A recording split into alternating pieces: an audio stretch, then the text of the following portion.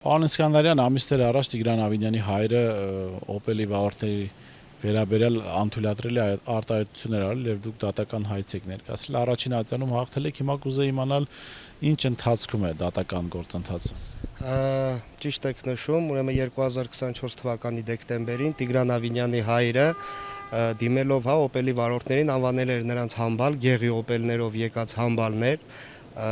Դատական հայց էի ներկայացրել Տիգրան Ավինյանի հոր դեմ այդ արտահայտության համար եւ Առաջատյանի դատարանը բավարարել էր մեր հայցը, պահանջելով Տիգրան Ավինյանի հորից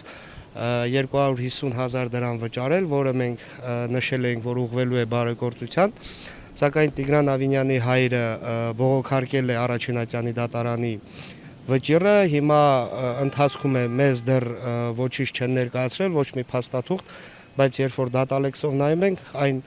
վերաքննիչում վարույթ են ընդունել, սպասում ենք դատական նիստերին։ Երեք իշխանական լրատվամիջոցներից մեկը գրեց, որ իբրև թե ձեր նկատմամբ, չգիտեմ, քրեական գործ է հարուցվել Տիգրան Ավինյանի հոր խոսքի հիման վրա, խնդրեմ որոշ մանրամասներ ներկայացնել, արդյոք քրեական գործից տեղյակ եք, թե սա ավելի շուտ պատվերի է նման։ Սա միանշանակ պատվեր է, ու մենք քրեական գործերից ընդհանրապես տեղյակ չենք, մեզ ոչ մեկ ոչինչ չի ծանուցել, հարցաքննության ոչ մեկ չի կանչել ու երբևիցե այդ գործի մասին բնավ տեղեկություններ չունենք, այսինքն դա կամ Civic-ի ենթադրությունն է, որ իրենք այդ իշխանական լրատվամիջոցի, որ իրենք այդպիսի ինֆորմացիա ունեն, ու քանի որ նրանք շատ մոտ են կամ ավելի շուտ իշխանական հենց լրատվամիջոցներն են, միգուցե պատվեր են տվել, որպեսզի քննչական մարմինները փորձեն դրանով զբաղվել։ Իրականությունն այն է, որ դա ընդհանրապես զրպարտանք է, ես ոչ մի այդպիսի մութ, այսպես ասած, գործերի մեջ խառնված չեմ, այնտեղ ինչ որ կեղծիքի մասին էր գրած, ես տեղյակ չեմ այդ ինչ կեղծիք է, ես ընդհանրապես կեղծիքով չեմ զբաղվել ու ես երբևիցե օգնություն չեմ ստացել Արցախահայերին, որը պետք էր տրամադրվել, որովհետև իմ գրանցումը Հայաստանի Հանրապետության գրանցում է եւ նույնիսկ ես դրա շահառուն չեմ, նույնիսկ չեմ էլ դիմել, որպեսզի փորձեմ ինչ-որ օգնություններ ստանալ։ Ինչի է դեք սա պայմանավորված, չգիտեմ,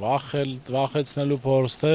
փորձել տանել պայմանավորվածության դաշտ, որպեսզի դուք էլ հրաժարվեք Տիգրան Ավինյանի հոր նկատմամբ այդ պատասխանատվությունից։ Ենթադրում եմ, որ երկու տարբերակն էլ ակտուալ է, որովհետև ոնց հասկացա նրանք բավականին լուրջ սկսել են հետաքրքրվել ինձնով եւ հասկացել են, որ ինձ հնարավոր չի ոչ փողով կաշառել, ոչ վախեցնելով, փորձում են ենթադրում եմ այդ տարբերակով գնալ, մտնել ընտանիք, չգիտեմ, փորձել ընտանիքի անդամներին ահաբեկել, բայց դա նորից ասեմ իրենց մոտ չի ստացվելու եւ կարծում եմ, քանի որ Տիգրան Ավինյանը առաջի ատյանում, դատարանում պարտվել է, մտածում եմ, որ նրանք վախեցած են, որ վերաքննիչ դատարանում նույնպես պարտվելու են եւ այդ իսկ պատճառով նրանք փորձում են այսպիսի կեղտոտ խաղերով, վախեցնել կամ փորձել, չգիտեմ, իմ հայցադիմումից հրաժարվեմ կամ ավականու մանդատից հրաժարվեմ եւ այլն եւ այլն։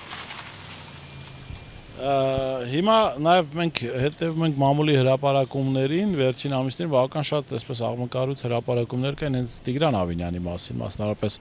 եւ Արմեն Ավինյանի մասին, Սևանում կառուցվող այդ առանձնատան վերաբերյալ, դուք նաև որպես ավականու անդամ փորձելու եք այդ հարցով էլ հետեւական լինել, հասկանալ թե այդ գումարները որտեղից ու իրանք այդպես կառուցապատում են իրականացնում։ Միանշանակ այո, եթե մեր քաղաքացիներն էլ ուշադրություն են դարձնում ավականու նիստերին, ապա ավականու անդամները բազմիցս այդ թեմայից խոսում են, որ Տիգրան Ավինյանի հայրը այնտեղ ինչ-որ դղյակներ է կառուցում եւ այլն, իրանց հաշվին ինչ-որ ճանապարհներ են կառուցում, շատ զարմանալին այն է, որ 2018 թվականից հետո, երբ որ այսպես ասած, հեղափոխություն իրականացրեցին, սկսեց Տիգրան Ավինյանի ֆինանսական վիճակը բավականին լավանալ, լուրջ ձևի լավանալ, նաև Տիգրան Ավինյանի հոր ֆինանսական վիճակը ու եթե նկատել են Տիգրան Ավինյանի հայրը բավականին շատ է այդպիսի կոռուպցիոն ինչ-որ սխեմաների մեջ հայտնվում, նույնը եւ կանաչապատման հողակի հետ կապված, որ Իտալիայից, Իսպանիայից ինչ-որ ծառեր էր ներմուծում եւ այստեղի կանաչապատման այդ հիմնարկների հետ կապված, որ նա կապ ունի եւ վերջերս Նորք Մարաշում, որ մամուլը գրել էր 450-460,000 դոլարով առանձնատուն են գնել եւ նաեւ այդ Սևանի ափին, կառուցվող այդ այսպես ասած դղյակը, չգիտեմ, այնտեղ ինչ որ բիտկոինի,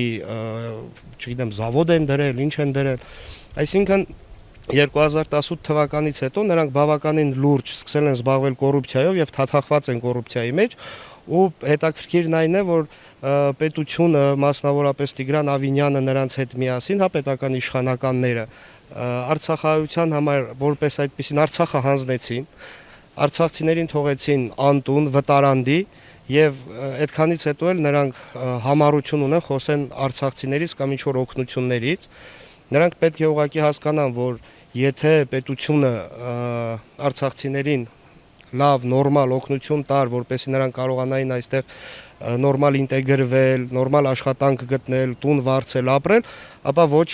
ոչ մեկ առաջինը մեկ օգնության կարիք չէին ունենա եւ երկրորդը մնացած քաղաքացիները ոչ մեկ չերել փորձի նրանց օգնել։ Իսկ դուք հիշում եք այդ ժամանակին չէր կատարվում, տների գները բավականին լուրջ բարձրացել էին, վարձի գները եւ այդ ժամանակ մենք բոլորը սկսված էինք այն գործին, որ արցախցիների համար ստեղծենք չգիտեմ, բնակարաններ գտնենք, տեղավորենք, սնունդ եւ այլն, երեխաների համար, չգիտեմ, հիգիենայի պարագաներ ու դա պետության թերացումն է եղել, որ մենք զբաղվել ենք դրանով։